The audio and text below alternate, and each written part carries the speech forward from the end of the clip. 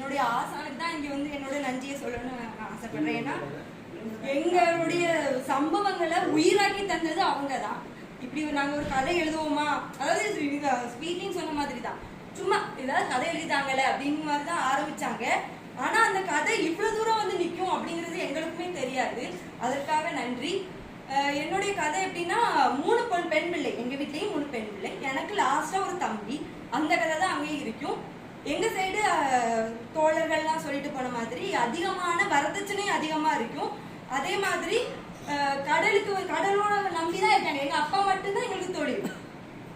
அதே மாதிரி நிபஞ்சா தோழர் சொன்ன மாதிரி பெண் பிள்ளைகள் இருந்தாங்கன்னா அங்க வந்து கடன் வந்து அதிகமா கொடுக்க மாட்டாங்க. எங்க வீட்டுல 3 பெண் பிள்ளை இருக்கிற வரைக்கும் சாபம், அடுத்தது ஒரு பையன் வந்த பிறகு சாபத்துக்கான ஒரு சின்ன விடுதலை அப்படிங்கிற மாதிரி தான் இருக்கும். அதனால ஆனாலுமே எங்களை நம்பி இன்னும் வரை கடன் தர மாட்டாங்க.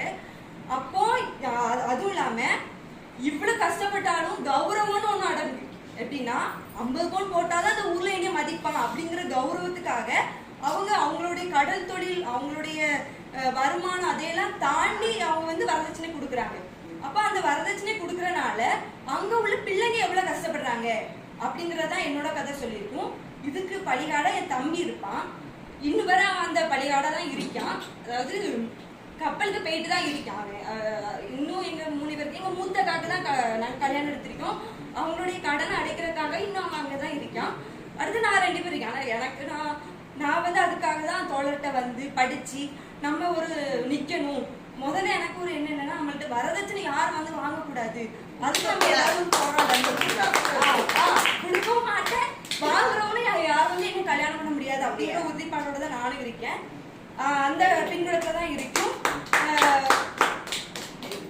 இவ்வளவுதான் என்னோட கதை. அந்த பையன் வந்து எவ்வளவு கஷ்டப்படுறான், அக்காவுடைய கடனுக்காக அக்காவுடைய கல்யாணத்தை பார்க்காம அவன் கப்பல்ல இருந்து அங்க உள்ளவங்களுடைய ஏச்சு பேச்சுகள் எல்லாம் அவன் வாங்கி இது பண்றது. அதோட அப்பாவுக்குமே ரொம்ப கில்ட்டி இருக்கும், நம்ம பையனை வந்து நம்ம இவ்வளவு தூரம் ஆக்கிட்டோமே. ஆனா அவங்க கில்ட்டி எப்படி இருக்கு, நம்மளுக்கு 3 பொம்பளை பிள்ளை இருந்தனால தானே இப்படி எல்லாம் ஒண்ணு வந்து இருக்கு அப்படிங்கிற மாதிரி. இதுக்கு வந்து முழுக்க எங்க அப்பாவா கிடையாது, எதுவுமே கிடையாது, இந்த சமூகத்தோட பின்புலம் தான். இப்ப நீங்க ஒரு கௌரவம் நடக்காம இருந்தாலும், நீங்க வந்து ஒரு வரதட்சணை எங்களுக்குள்ள திணிக்காம இருந்தாலும், இந்த மாதிரியான நிறைய பசங்க உண்மையிலேயே என் தம்பிக்கு காலேஜ் படிக்கணும் ரொம்ப ஆசை, ஆனா அவனால படிக்கவே முடியல. அந்த மாதிரியான ஆசைகள் எல்லாமே வந்து நிறைவேறிருக்கும். அந்த மாதிரி ஒரு இது. அதுக்கப்புறம் வந்து சொல்லணும்னா, அவங்களுடைய நாடகங்கள், பாடல்கள், உங்களுடைய கவிதை எல்லாமே இங்க ரொம்ப அழகா இருந்துச்சு.